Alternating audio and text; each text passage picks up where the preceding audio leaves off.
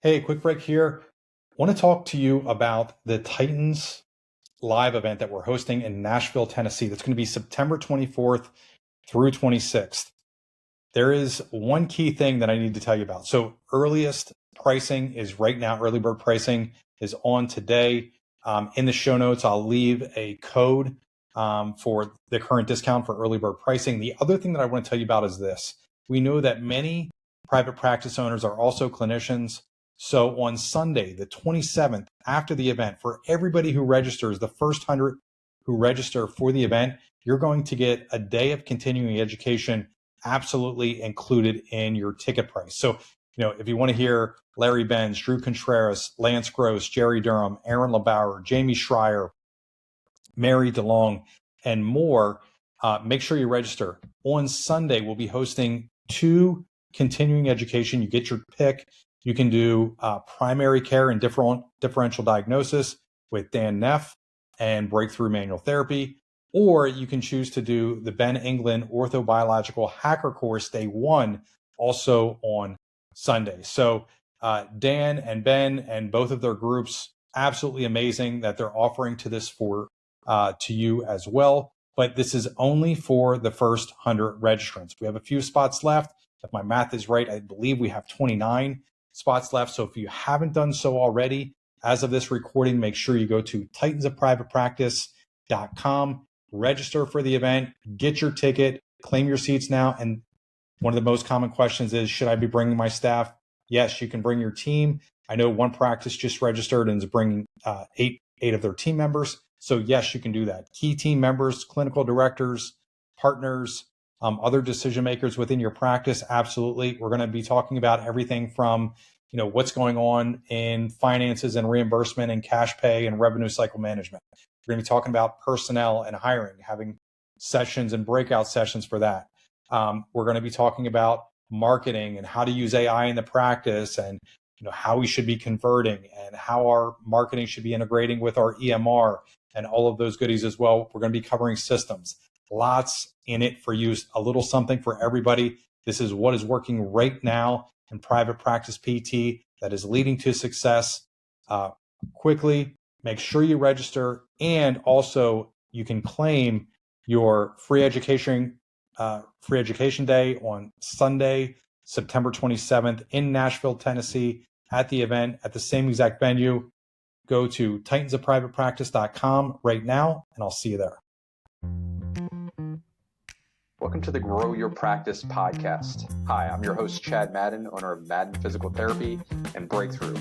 Join me each week as we dive into the best practices, systems, principles, tips, and tricks to help you grow your private practice. Everybody, Chad Madden here with the Grow Your Practice podcast. And today we have another special guest, John Gallucci. John is the CEO of JAG Physical Therapy, an absolute industry leader in all of physical therapy here in the U.S. So welcome to the podcast here, John.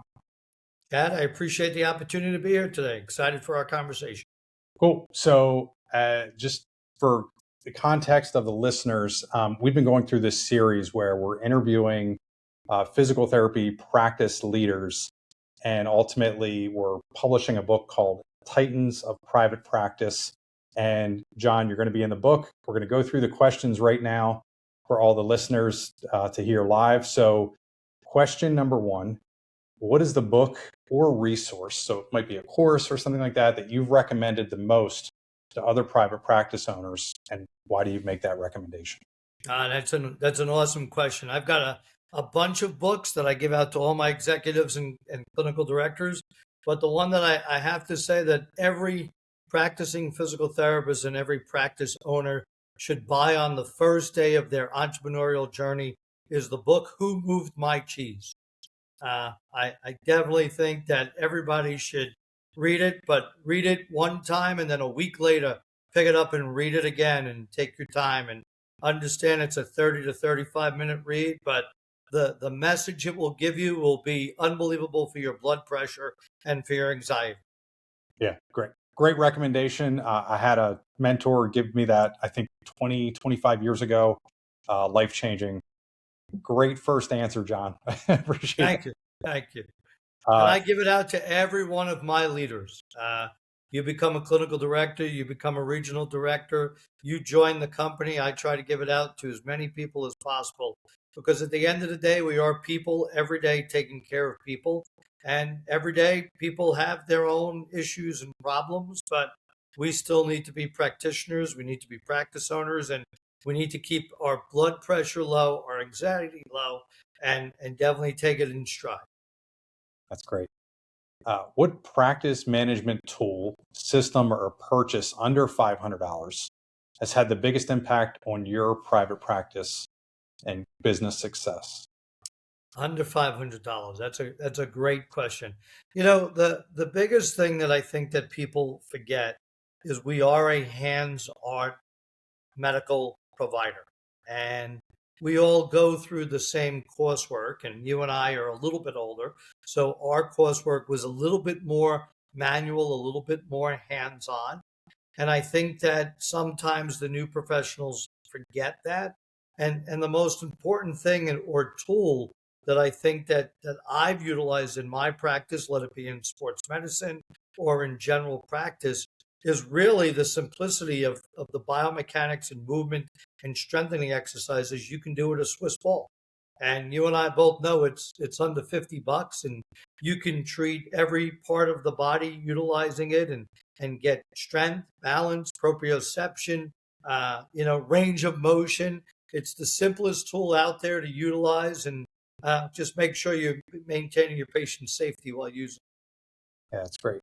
I'm going back to Juan Carlos Santana in the late 90s, who popularized, and I think was doing a ball squat and fell off and tore his ACL it. and That's doing right. a demonstration. But yeah, 2 for 2, John. Great Thank answer. you. Thank you.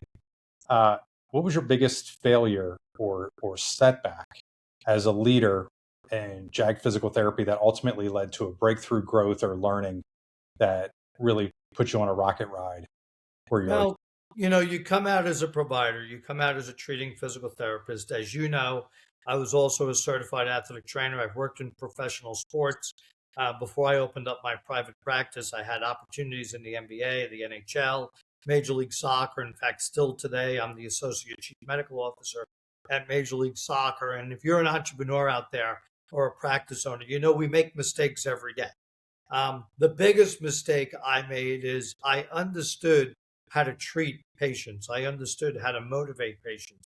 I understood how to get patients better and help them achieve their goals.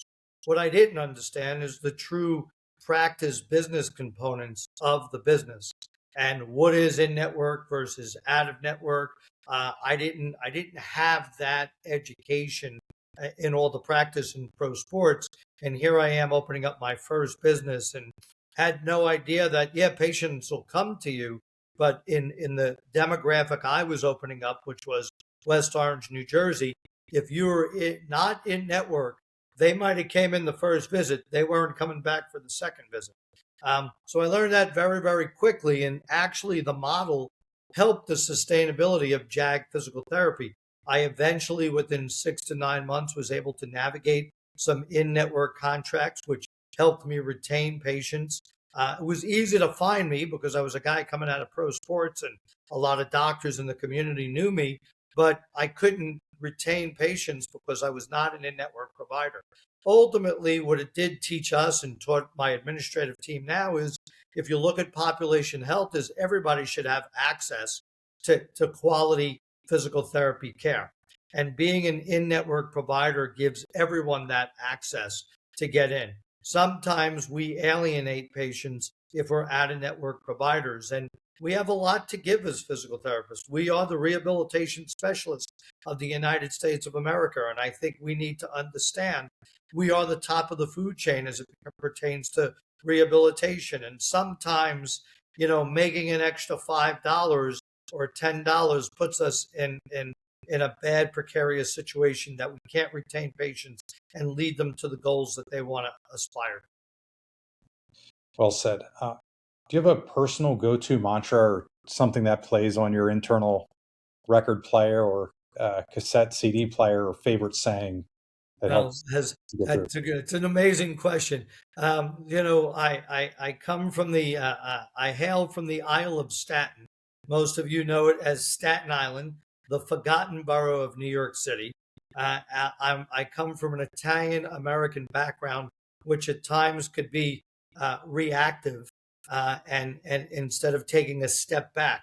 So in my career, I've learned to take a step back, and I think the best scenario is, I don't know if there's any Jackie Gleason fans out there that used to watch The Honeymooners, but there was an episode when he was trying to decrease his blood pressure, and he would go wasu, and then he would count 10, 9, 8, 7, 6, 5, 4, 3, 2, 1, and take a deep breath. So from Jackie Gleason's lesson, every now and then it's a good idea. Take a step back, count to 10.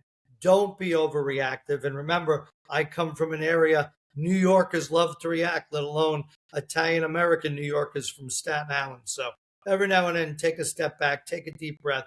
You don't have to give an immediate answer. It's good to put a little thought to the answer before you give it, especially as you become a leader, as you're leading your team. You have to realize that sometimes the quick answer could sometimes be insulting to your team member.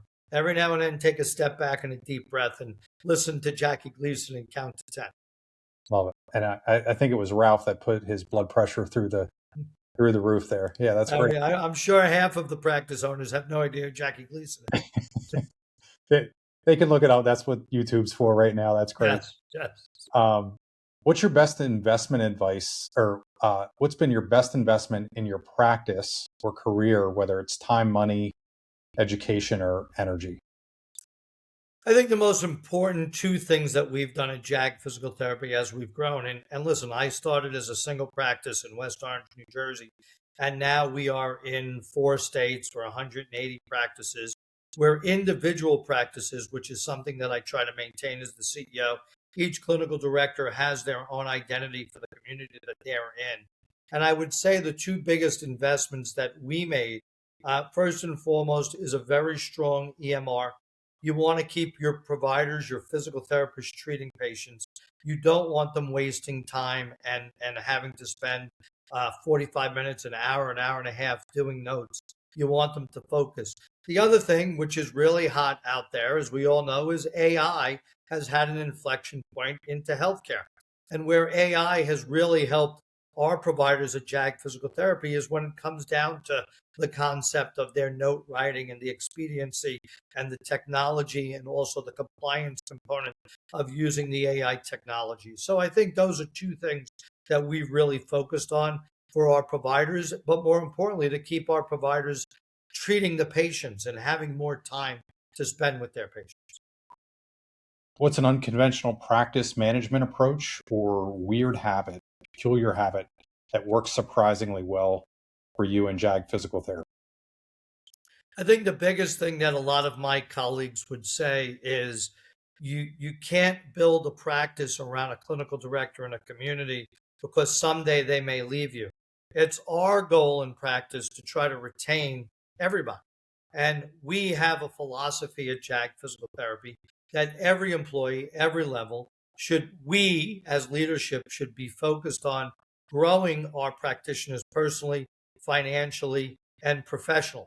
And all of our leadership follows that mantra that we as employers need to make sure that every level of provider, every level of staff needs to have the opportunity to grow professionally, financially, and personally. And if we fail at that and a person were to leave JAG Physical Therapy, that falls on the leadership team. And the leadership team needs to really do a postmortem and really understand, where did we fail? Did we fail them professionally?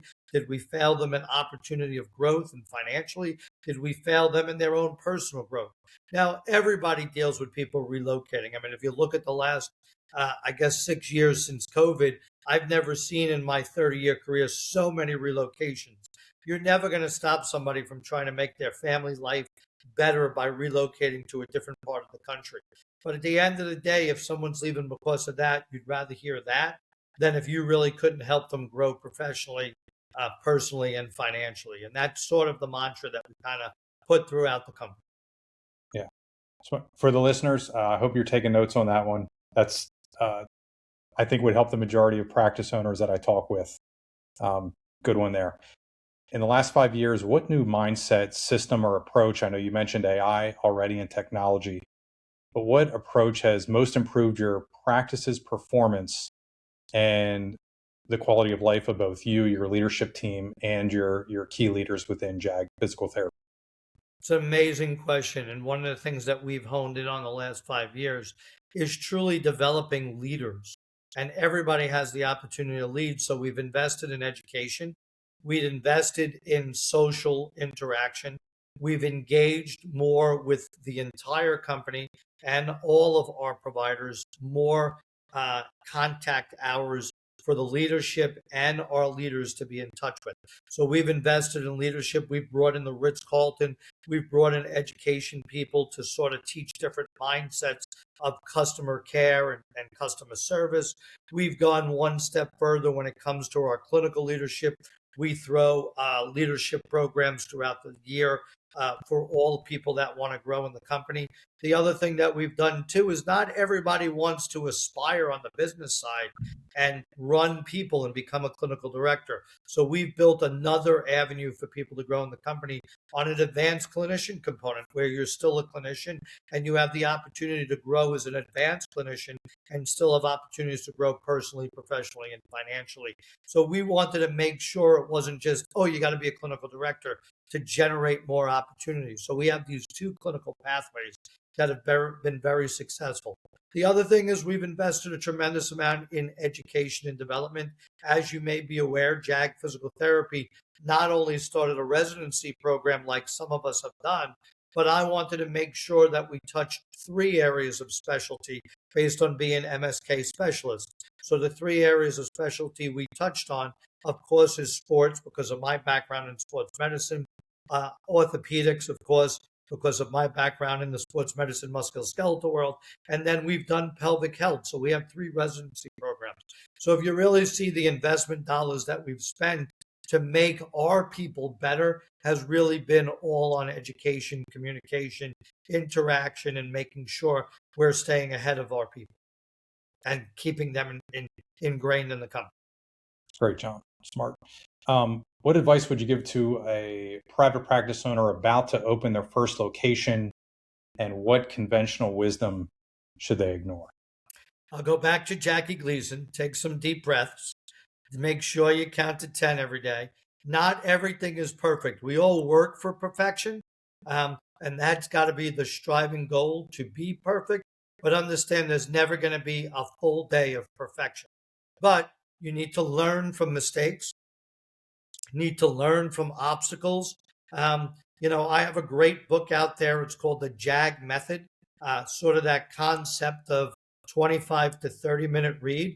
And the whole concept of me writing the book, The JAG Method, was really for people to understand no obstacle, no blocking should ever bother you. No setback, no letdown, no failure. We need to get back up. We need to continue to strive to be the best. I think it's amazing what we have in front of us as practitioners in the next 10 or 15 years, based on what we see on primary care, on what the practice of physical therapy is becoming. The doctoring profession, I think we were late to the gate on marketing the doctoring profession. I know some of our colleagues are beating up the doctoring profession. It's the best thing that's going to put us forward in the next 10 or 15 years, especially as we look at primary care. I think also physical therapists at time love to talk about burnout all the time. How about we take a step back and be proud of what we've become and realize we are the expert in rehabilitation.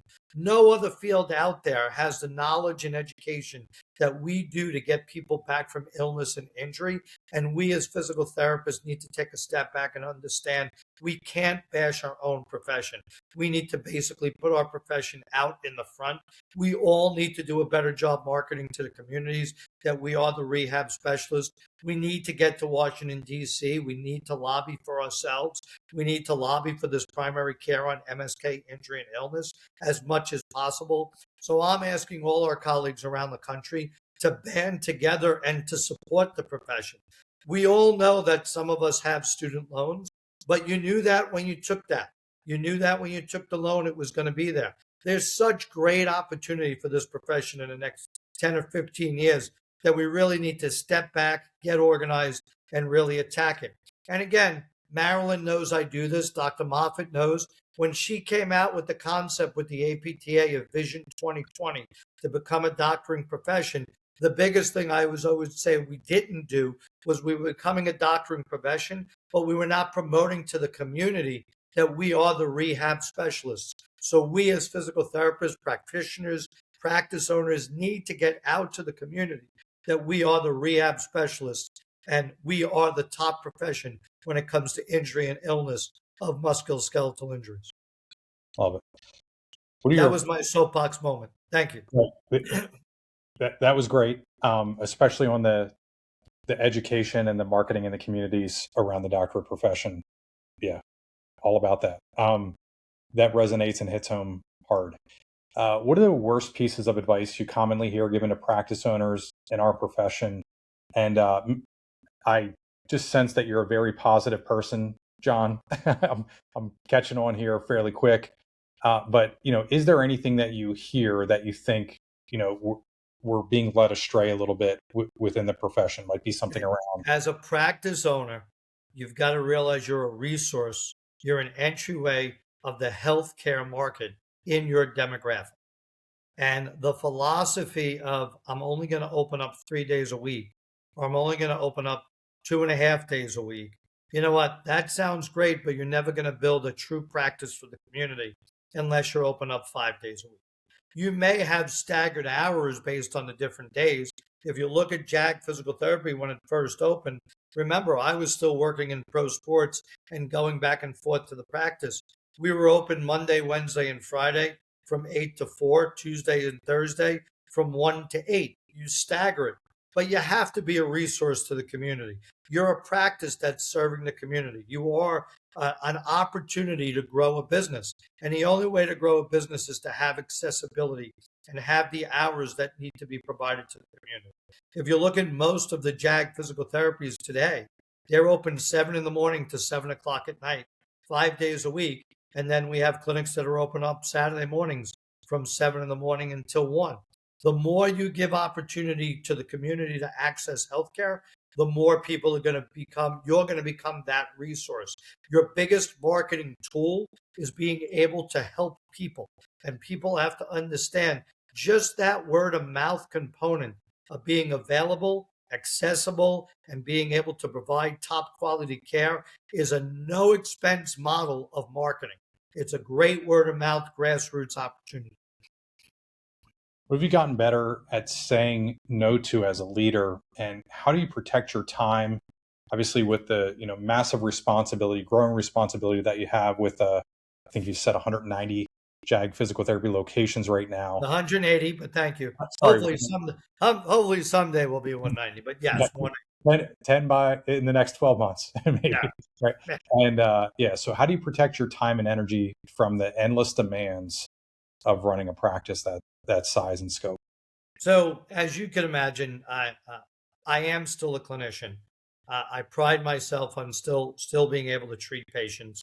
My executive team, especially my CFO, Chief Marketing Officer, and General Counsel, may not agree with us, but we are a clinician-run company. If you look at half my C-suite, we're all physical therapists or certified athletic trainers. And I'm very proud that we are a company run by physical therapists running a physical therapy company. I know you're going to interview my chief marketing officer, and she will laugh that you asked me that question. I'm not a big say no guy. I'm a big accommodation person that I believe that, if I can help somebody up, help somebody grow, somebody develop, you can't say no because people helped me develop and nobody said no to me. You have to persevere. So I believe there's a way to be able to coordinate your schedule to help everybody. I mean, I currently right now, I'm mentoring 3 graduate students and they all have a 30-minute call with me every week. The problem is they know it's a 7 p.m. call because during the day it would be very, very difficult. I think that we have to understand, and I learned this from my mom, God rest her soul, one good brings 2 back in return. And, we have the best profession in the world. Every single day, we get to help people get better. So why not help practitioners get better? Why not help our colleagues and practice owners get better? So I don't have, there's no in my definition. Sort of comes from the Ritz-Carlton mantra, never tell a customer no. Hey, can I have a 3 o'clock appointment? Instead of saying no, say, unfortunately, we don't have a 3 o'clock, but we can accommodate you at 3:15, 3:30, or 3:45. So to say, have I learned to say no? Everybody that works with me will say, I don't believe in the word no. I do believe in the word motivation, and I do believe in accommodation. But listen, like anything, there is a time constraint in everybody. There is a bandwidth component. I have a great team that I surround myself with every day. Very proud of them and what we've accomplished. And they've definitely alleviated some of my schedule. When you're feeling overwhelmed by the demands of the practice, what do you do to refocus, recenter, regain that focusing and clarity that most of us are looking for? And what questions or what thought process do you run through for yourself, John? First of all, as you can imagine, we're healthcare providers. And we've all learned from when we were young, before we ever became physical therapists, movement, exercise is the most important thing. It helps decrease stress. It helps maintain good health. It helps us keep up our immunities. If there's a physical therapist out there that doesn't understand to de-stress by exercise, we've got to talk about possibly another profession. Every single day, I have the opportunity to exercise. I build it in the calendar every day. What keeps my stress levels down is being able to exercise. The other thing is being able to communicate with your team. Never hold it within. You have to be able to get it out, be able to communicate within the group, be able to come up with solutions. Holding things inside and not communicating with your team members is definitely a negative and is only going to build up stress. What's a trend that you see influencing private practice in the next 5 years that's commonly overlooked or many owners aren't talking about right now? I think many owners aren't realizing the opportunity. We are a direct access profession. We do have the opportunity to be primary care on MSK injury and illness. We need to take the ball and run with it. We need to lead as the profession, as I spoke earlier today. I think the next 5 year gains is being the access point to healthcare in the communities we're serving. I think we do it really, really well at JAG Physical Therapy. To this day, I still hear people saying they can't get in to physical therapy centers in their communities, which is mind blowing to me. Everybody has direct access. So I don't know why you would not take a patient and figure out why. I use a very old analogy, again, from my dad, God rest his soul. You've got the fish on the hook. They're coming for advice. They're coming for health. They're coming to get better. Why wouldn't you give them the opportunity to access your company? So my opinion is we've got great opportunity in the next 5 years. We've got amazing opportunity, but we need to get it out to the community that we are those experts. And final question here for you, John. Who's doing something within our industry, within private practice, that's novel or wildly successful, and what are they doing? I think one of the things we're starting to see more so in the sports medicine realm is that combination of physical therapy direct into performance. And as you know, I am the Associate Chief Medical Officer of Major League Soccer. Every day, if you look at the 30 teams that we have in the league, ultimately, they're all working together in multi-specialty groups. You know, you have your orthopedic, you have your primary care, you have your chiropractor, you have your nutritionist, you have your performance coach, your certified athletic trainer, massage therapist, physical therapist. So ultimately, everybody is working together. What you're starting to see work more and more is that component of physical therapy to performance to get people back. Now, everybody thinks that's just a pro sports, college sports, high school sport mentality. We are an active society. Think about how many pickleball injuries we're seeing every single day, which, by the way, I have a book called Pickleball, Pickleball, Pickleball, Don't Get Hurt. But anyway, best-selling author on Amazon.com. But ultimately, when you look at pickleball injuries, we're getting people better that they can walk 20 feet but did we make them run? Did we make them cut? Did we make them sprint? Did we make them ready for the demands of the sport? So I think a lot of our colleagues, and we're doing it at JAG Physical Therapy, we're adding that performance return to sport component. If you're taking care of a 65-year-old golfer that had total knee surgery and he's got a brand new knee, yeah, they get range of motion back, they get strength, they can walk up and down stairs. But can they walk a golf course? Can they rotate? Do they know about the core balance and stability exercises that they need to do? So I think that combination of return back to function, return to work, return to sport, return to function combined has been a great unity to help people get back. But also what it's done is it stops secondary injuries, tremendously stops secondary injuries from returning too quick and not being prepared for the demands of the activity that you're about to take. John Gallucci, this has been great. Thank you very much for sharing your experience on the podcast here. This was awesome. Thank you. Appreciate you, Chad. Hey, quick break here. I want to talk to you about the Titans live event that we're hosting in Nashville, Tennessee. That's going to be September 24th through 26th. There is one key thing that I need to tell you about. So earliest pricing is right now. Early bird pricing is on today. In the show notes, I'll leave a code for the current discount for early bird pricing. The other thing that I want to tell you about is this. We know that many private practice owners are also clinicians. So on Sunday, the 27th, after the event, for everybody who registers, the first 100 who register for the event, you're going to get a day of continuing education absolutely included in your ticket price. So, if you want to hear Larry Benz, Drew Contreras, Lance Gross, Jerry Durham, Aaron LeBauer, Jamie Schreier, Mary DeLong, and more, make sure you register. On Sunday, we'll be hosting 2 continuing education. You get your pick. You can do primary care and differential diagnosis with Dan Neff and breakthrough manual therapy. Or you can choose to do the Ben England Orthobiological Hacker Course Day 1 also on Sunday. So Dan and Ben and both of their groups, absolutely amazing that they're offering to this to you as well. But this is only for the first 100 registrants. We have a few spots left. If my math is right, I believe we have 29 spots left. So if you haven't done so already, as of this recording, make sure you go to titansofprivatepractice.com. Register for the event, get your ticket, claim your seats now. And one of the most common questions is, should I be bringing my staff? Yes, you can bring your team. I know one practice just registered and is bringing eight of their team members. So yes, you can do that. Key team members, clinical directors, partners, other decision makers within your practice. Absolutely. We're going to be talking about everything from, what's going on in finances and reimbursement and cash pay and revenue cycle management. We're going to be talking about personnel and hiring, having sessions and breakout sessions for that. We're going to be talking about marketing and how to use AI in the practice and how we should be converting and how our marketing should be integrating with our EMR and all of those goodies as well. We're going to be covering systems.